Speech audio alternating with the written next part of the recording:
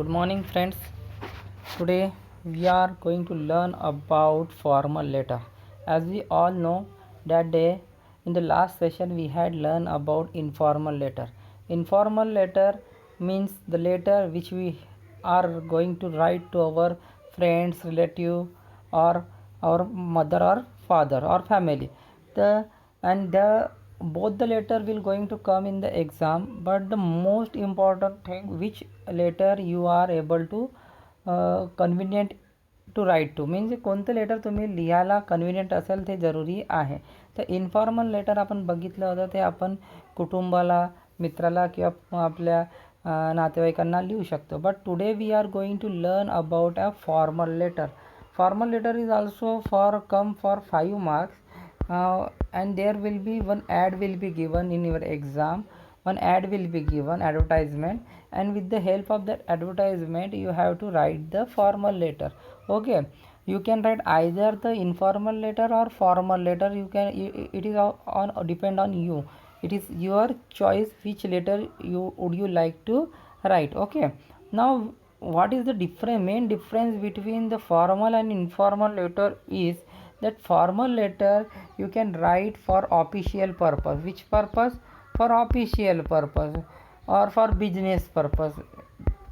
For business purpose, official, business, complaint letter, demand letter, this type of letter it's come in the formal letter.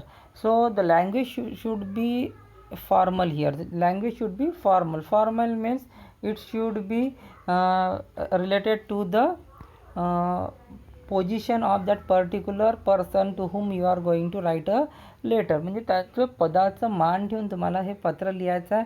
And you have to write the only the thing which are concern with the letter. म्हणजे जो लेटरशी संबंधित आहे तेच गोष्टी तुम्हाला लिहायच्या. You don't have to write anything nonsense in this letter. Nonsense means तुम्हाला काय पण वायफळ याच्यामध्ये लिहायचं नाही, because it is a formal letter. Okay, now you had understand the meaning difference between the formal and informal letter.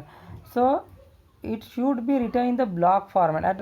As I already told you that today the letter should be in block format, in the email format. So block format means from left hand side, this is the margin. From this side, if you start the letter, you have to write the whole letter from here only. In first, what we are doing in the earlier letters, what we are doing, we had putting the address, date here, then we write subject here. In this way we are written, then we write the subject here. But now this is the wrong thing. You don't have to write this thing. Okay, what you have to do here, we have to you have to write the subject here. If you are writing the date, then subject is also you have to write here only. From here you have to start the subject. You don't have to go here. Then respected, whatever the thing you are writing, respected sir, that should be here only, from start here. Then sir, respected means letter should also be there. Just I am writing this letter, this is also in this letter. Then if you want to suppose, if you want to end the letter, that should be also from the this side only. Suppose here you had completed your letter, in this line you had completed your letter, then thanking you, here only you have to write thanking you, yours faithfully. You don't have to, for earlier letters we are writing your faithfully here on this margin, right side of the letter. But now you have to write everything in the left side. Okay, where you are to, that is known as the block format. Block format means email format, and you have to start with the left hand side and end with also the left hand side of the paper. स्वतःचे नाव लिहावे. You can right yours name. पहिले आपण लिहित नव्हतं, XYZ लिहित होतं, पण आता तुम्ही तुमचं नाव किंवा पेपरमध्ये जो नाव दिला आहे ते तुम्ही लिहू शकता. पत्र लेखकाचा पत्ता व दिनांक लिहायचा. मतलब the person who is sending the letter, you have to write the whole address and their date also. पत्र लेखकाचा पत्ता, whatever the letter address. मी suppose the address should be like Ramnagar. You have to write the Ramnagar, plot number, suppose plot, and Amravati. You don't have to write the city name with the Nagar name. म्हणजे नगरच्या नावासोबत शहराचं नाव लिहायचं नाही आहे. आणि त्याच्याच खाली तुम्हाला तारीख लिहायचं आहे. तारीखचा खाली तुम्ही एक लाईन सोडू शकता. ठीक आहे. तर त्यानंतर टू लिहून पत्र ज्याला लिहायचं आहे त्यांचं पद लिहा. मग त्याच्या खाली तुम्हाला टू लिहून, टू म्हणजे ज्याला आपण पत्र पाठवत आहे, प्रति जसं म्हणतो, टू द मॅनेजर समजा, to the manager comma ICICI bank branch लिहायचं जसं गाडगेनगर कॉमा अमरावती, असं तुम्ही लिहू शकता. ठीक आहे. टू लिहून त्यानंतर पत्राचा मुख्य विषय अधोरेखित करावा. मुख्य विषय म्हणजे subject. You have to write after the receiver address, you have to write the subject. Subject should be in one line. It should not be more than one line. Suppose you are writing a letter to your principal that you want a duplicate living certificate. So issue me a duplicate living certificate. Only this much matter is sufficient for the subject. You don't have to write all the Ramayana here. Okay. After that, योग्य अभिवादनाने पत्राची सुरुवात करून पहिल्या परिच्छेदात स्वतःचा परिचय व पत्राचा विषयाचा परिचय करून द्यावा. You have to write, you have to start the first paragraph with the introduction. आपला परिचय करायचा म्हणजे self introduction and the subject introduction to for which purpose you are writing the letter that you have to tell in the first paragraph. Okay. त्यानंतर दिलेल्या मुद्द्यांच्या आधारे गाभा घटकातील मुद्दे स्पष्ट करा. In the second paragraph you have to write the whole thing and that you want to get from the receiver. That the whole main point of the letter you have to write in the second paragraph. ठीक आहे. पहिला paragraph तुमचा introduction राहील. Suppose you are writing a letter to the principal, then if you are right, you have to start with like that I am a student of your school, my name is so and so. ठीक आहे. तर हा पहिला. दुसरा paragraph, the reason of writing this letter is that I have a very immediate reason to write the letter because I want a TC, duplicate TC for this purpose. जो purpose आहे तो तुम्हाला लिहायचा आहे. ठीक आहे. थर्ड पॅराग्राफ, शेवटी ज्या पत्रात ज्या उद्देशाने लिहिले आहे ते पूर्ण काही विनंती करण्याचा आणि शेवटी 3 पॅराग्राफ कसे करायचे, शेवटी तुम्हाला विनंती आहे. I hope you will consider my request. Suppose असं लिहायचं, I hope you will consider my request and give me my living certificate as soon as possible. ठीक आहे. असं तुम्हाला लिहायचं आहे. नाही तर ते दोनच ओळी. तुम्हाला जो पहिला पॅराग्राफ आहे तो 2-3 ओळीत लिहायचा आहे. दुसरा जो paragraph, first paragraph 2 or 3 lines. ठीक आहे. Second paragraph near about 5 to 6 or more than 6 also you can write. Third last conclusion paragraph you have to write again 1 or 2 line. Okay. That much is sufficient for formal letter. ठीक आहे. After that yours faithfully. त्यानंतर तुम्हाला माहिती आहे आपण लिहितो तुमचा नम्र, विश्वासू, युअर फेथफुली, युअर ओबिडियंट हे लिहू शकता तुम्ही. Faithfully, obedient, truly. तर तुम्ही याच्यातलं फक्त जे शब्द तुम्हाला लवकर पाठ, जसं फेथफुली किंवा ट्रूली लिहिलं तर दोघापैकी कोणतंही एक लिहायचं. 1, 2, 3 तुम्ही 3 पैकी कुठलंही लिहू शकता. तर फेथफुली कुठला पण याला चालतं किंवा ट्रूली पण कुठल्याला चालतं. ठीक आहे. वेगवेगळी योग्य शेवट करून स्वाक्षरी त्याखाली कंसात आपले नाव लिहायचे आहे. त्याचं जसं तुम्ही लिहिलं युअर्स फेथफुली, हे सगळं लेफ्ट हँड साईडला युअर्स फेथफुली कॉमा देणं गरजेचं. कॉमावर मार्क असतात. आता योग्यपणे शेवट करून स्वाक्षरी त्याखाली कंसात. त्याच्यानंतर तुमची जशी सही, त्यानंतर कंसात तुमचं नाव, यस यू चव्हाण. ठीक आहे. नाव लिहायचं आहे आणि अशा पद्धतीने तुम्हाला पत्राची you can write the email address also if you want. ठीक आहे.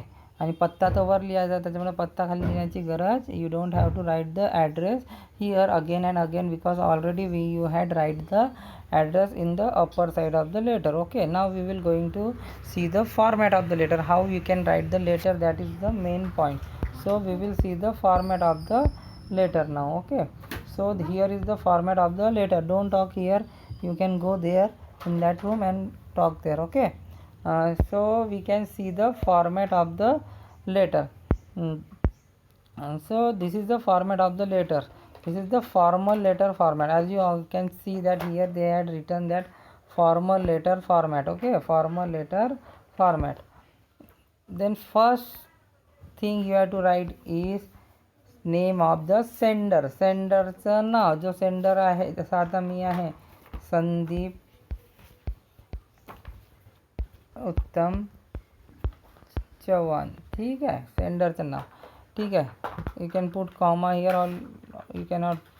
After that sender's address, is name of the sender's address like whatever address you had is just like Yogiraj Nagar, plot number 32, Amravati.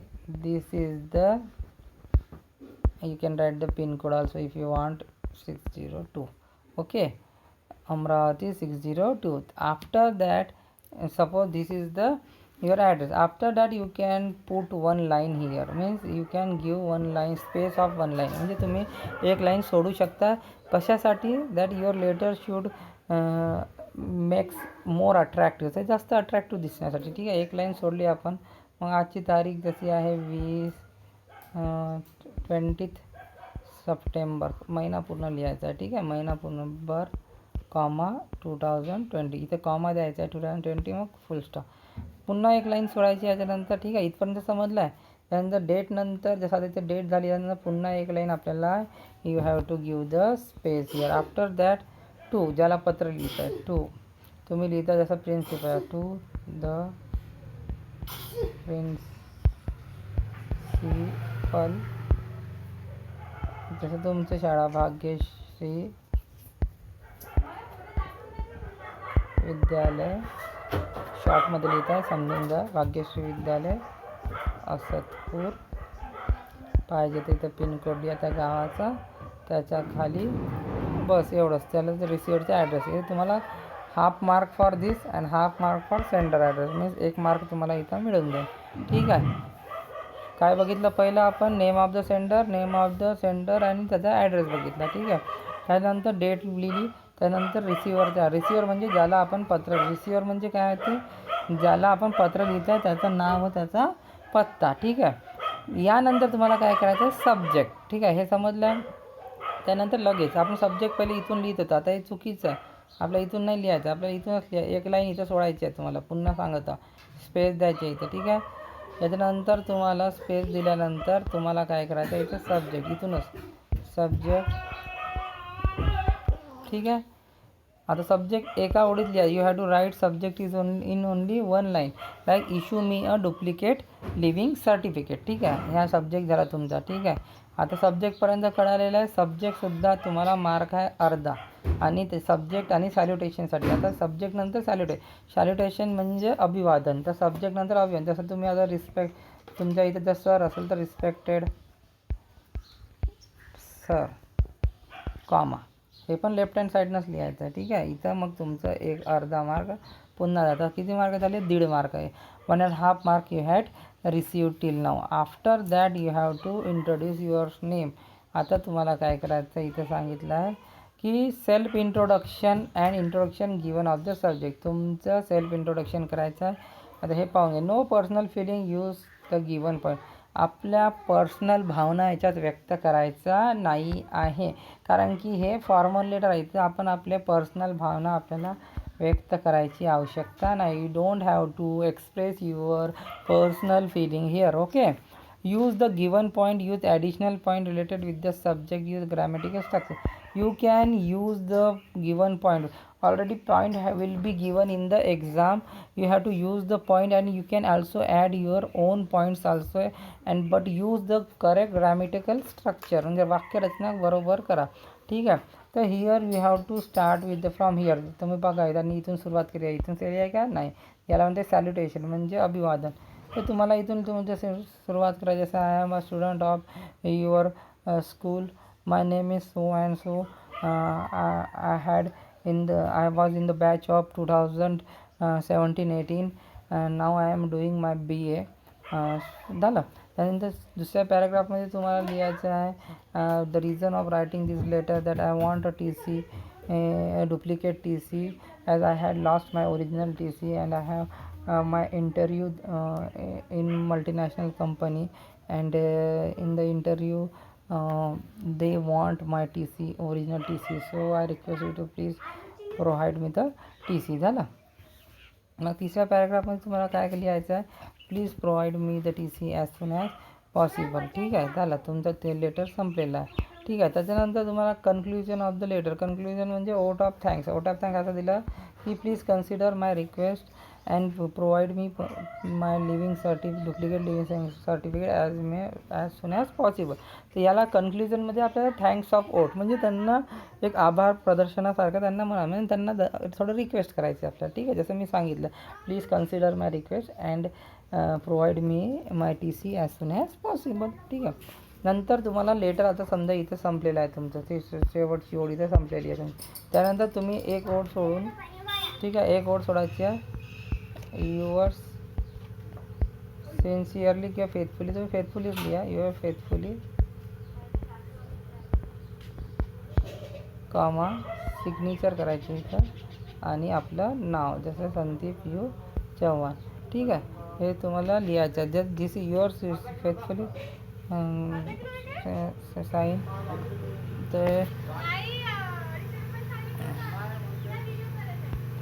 तर this is the. So you had now understand the letter, and try to write this letter in a block format, and hope everybody had understand the formal letter. If you have any type of problem or any type of difficulty, you always free to ask me that difficulty. I am always here to help you. Okay, in the next session we are going to see the actual letter and types of letter. Okay, thank you.